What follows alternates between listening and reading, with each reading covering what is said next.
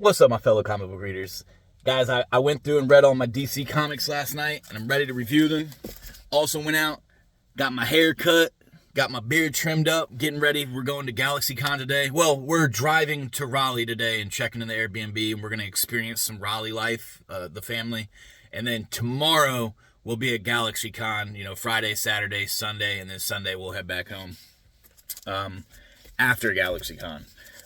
But to get into comics, why you're here, I have Flash Bad Moon Rising Special #1. This is a one-shot. This is my first Flash comic that I picked up that wasn't an absolute Flash comic.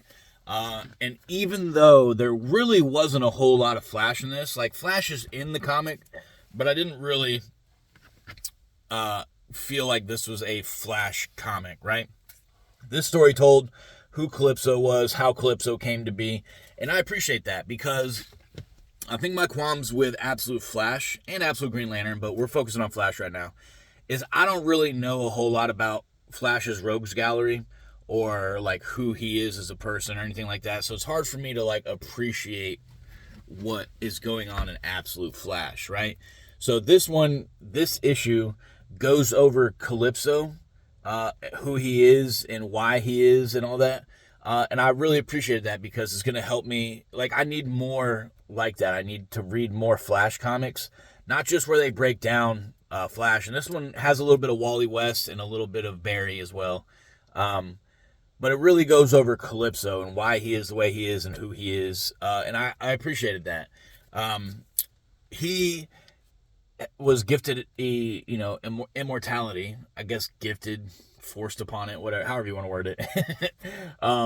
And he's been through, he considers himself a cut purse, a thief. He called himself, an assassin. And then after doing all that, because he's been around for hundreds of years, he's decided he's going to be a good guy. And he falls in love, and the love of his life is dying. And someone pretty much threatens her or threatens what they have. And he turns back into a good guy, or turns back into a bad guy, so he didn't have to deal with her death. If that, I really like this issue. It really emphasizes, like, even good guys can be forced into being bad people in the right bad scenario, I guess. But it's very realistic mindset, but, obviously with a fictional character. Again, I like this issue. I would definitely recommend this, especially if you're, like, trying to enjoy Absolute Flash, and you're like, I would pick up stuff like this, is what I'm going to do. I'm going to pick up stuff like this so I can have a better understanding of, like, the character in Absolute Flash and why it's different, why it's unique, why it stands out, and why I should appreciate the story. So, I'm enjoying that one. Next up, Robin and Batman Jason Todd, issue #2. I thought this was a great issue. The first one was a great issue as well, so I guess we could say this. I'm really liking this run. This story is great.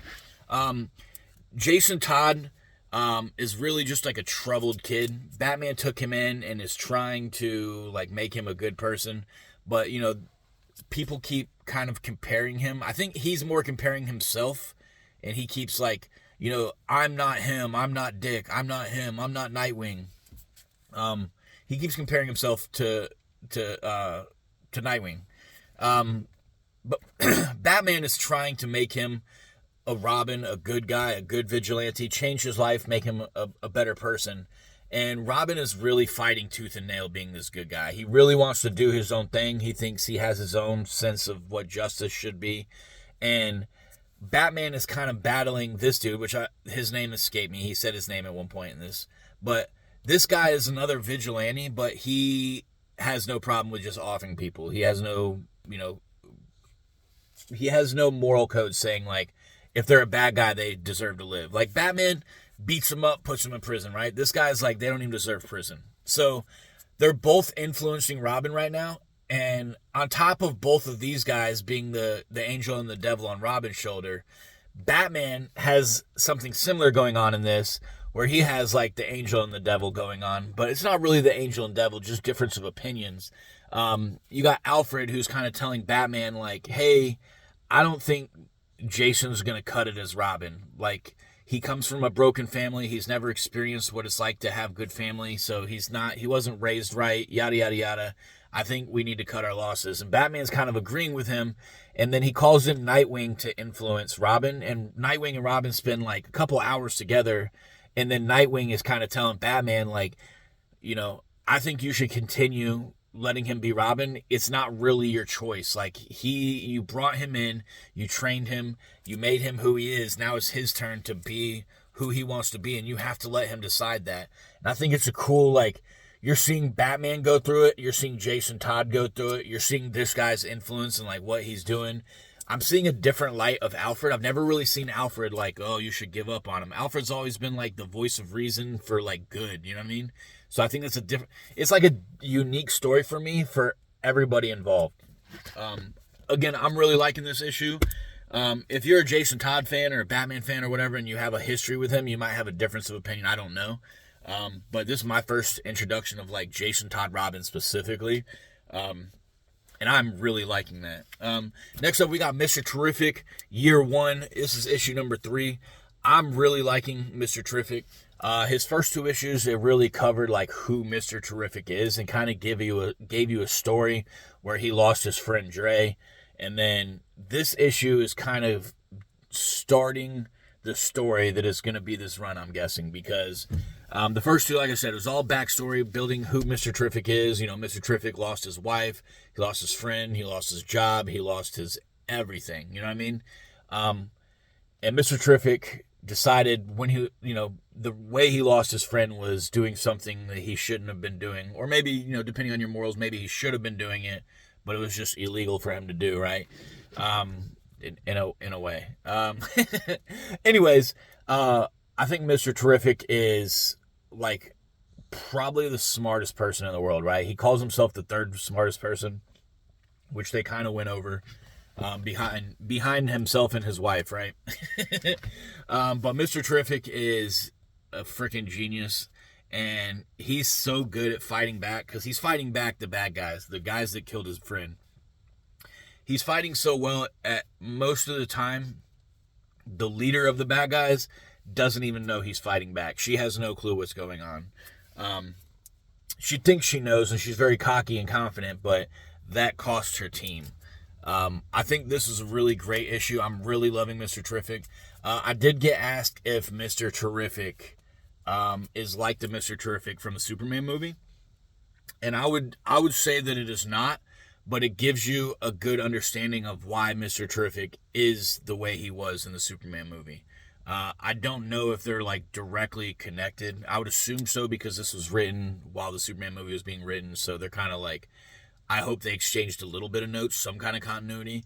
But this kind of goes over Mr. Terrific before the Superman movie. Obviously, you know, Year 1. So it's going over, like, his back history of, like, back when he was trying to care about people.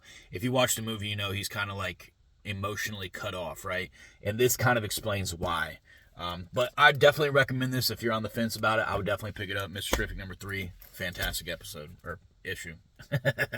Next up, we got Gotham City Sirens number 4. Again, we got 1, 2, 3, 4. Next up, I'm doing a 5, and then we got a 10. So a little bit out of the number, but anyways, Gotham City Sirens number 4. I said last week, because they come out weekly, that I didn't really like issue number 3. I thought it was really short and, like, a pointless issue. Number 4, I think, wrapped up the loose ends for number 3 and then kind of continued it. I think my problem with this is they're trying to do a weekly review, or a weekly release. And if they would have made these like $2, you know what I mean? I think I wouldn't have had a problem with these so much. But I really feel like, you know, making these a price of a normal comic, I really feel like issue 1 and 2 could have been one comic, and issue 3 and 4 could have been one comic. I feel like I don't say this very often. I don't like using this term because I would accuse Marvel of doing it a lot more than DC. So this is my first time really thinking DC's doing it, but this feels like a cash grab. I feel like they could have I feel like they could have drawn the story maybe into a 3 issue, or gave us more story for the 5 issues. I'm not a fan of this run, I'll be honest with you. I know it's only going to be 5 issues or 6 issues, So I'm gonna get the last one or last two issues of this, but I feel like they're really drawing out each issue to the point where you're like, I need more, but you have to wait till next week to read more. And, you know, a 1 week turnaround isn't bad. So it's not as bad as if if this was a monthly, I would have dropped this, but it's a weekly. I just feel like I'm paying more for the same amount of story that I would get if it was bi-weekly. I hate giving bad reviews because I know someone is going to pick that up and read it and love it, or somebody's going to pick it up and read it and like it, and I don't want to discourage people from enjoying it. Like, I'm sure if you're a Harley Quinn, a Poison Ivy, or a Catwoman, or a Despero fan, you know, I'm sure you're reading that and you're like, yes, yes, yes. But for me, I'm just like, it just feels like it's too little per issue. And again, I said I hate giving bad reviews, and this isn't really a bad review, but I feel like Martian Manhunter, Absolute Martian Manhunter, issue number 5, I feel like this could have been issue number 1. I don't feel like we got any kind of like character development. I don't feel like we got any progression in the story. I don't feel like we got a whole lot in this. It was kind of just like inner monologue of the White Martian is like, you know, making the city bad. Well, it's making the bad people worse. It's making the good people just have shadows to play with. And the good people being like the kids for the most part. I thought this was, I enjoyed reading it. See, so that's what I'm saying. It's not a bad issue, but I feel like this could have been an issue number 1. I don't feel like this moved the story. I don't feel like there was any kind of like character development. Like there was one page where they literally just listed names of humans, and to me it was pointless. And again, maybe those are important people to the Absolute Martian Manhunter. Kind of like what I was talking about with Flash. I don't know a whole lot about Martian Manhunter. I do like the art in all these. I do like the story in each issue. I don't feel like this. Again, I like this issue, but if someone says like I don't feel like the story's moving anywhere with this, I'm gonna agree with them. I don't feel like the story moved. The needle didn't move on this one. The art has been consistent. The art is crazy. Like you look at this cover and you're like, oh, there's no way the art is gonna look like that inside. It's just as crazy as the cover of the art is.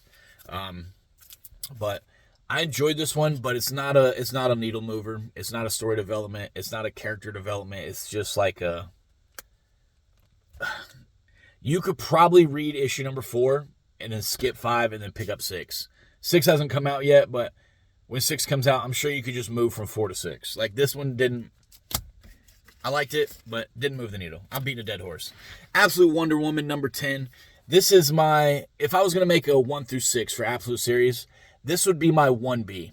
I don't even want to call it my second because I think Absolute Superman and Absolute Wonder Woman are on the same tier to me as far as like the top 2. So this would be my 1B. This was a fantastic issue.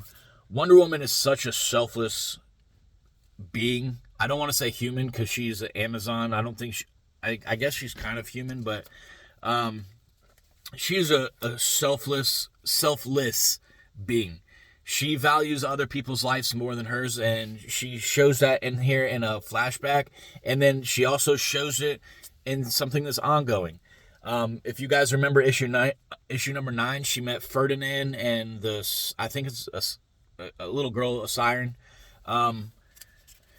and she's like risking her life to save them, and Ferdinand does the same thing for her in this one. Ferdinand's like, go on without me, I'll hold them back, and Wonder Woman, you know, does what she does, and while Ferdinand and Wonder Woman are saving this little girl, who Wonder Woman does get out of the maze, but where she puts the girl, all the humans that are around the little girl, which are Wonder Woman's friends, are kind of like, this girl looks blue, like why does she look blue? Like, Steve, get her some water.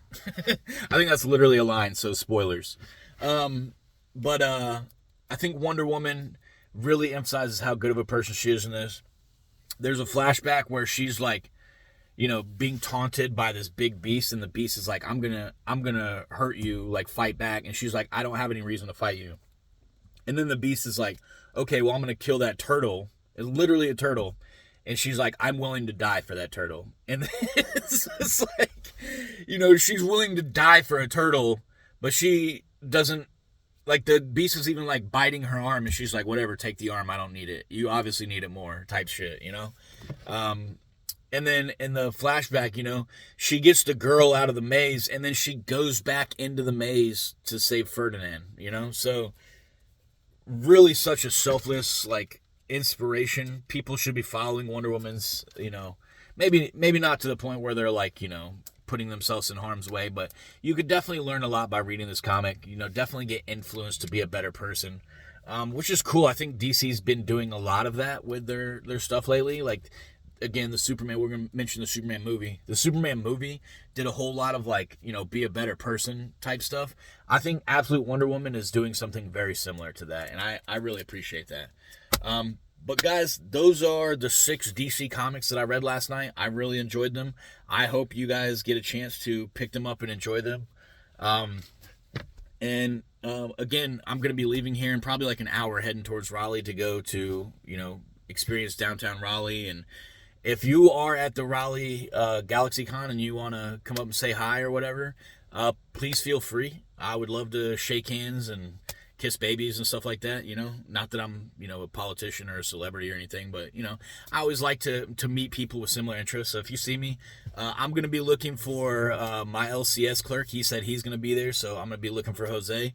Guys, I hope everybody has a great freaking day and an even better weekend as the week goes on. And whatever you're doing, man, take time and read a book. Stimulate that mind, baby.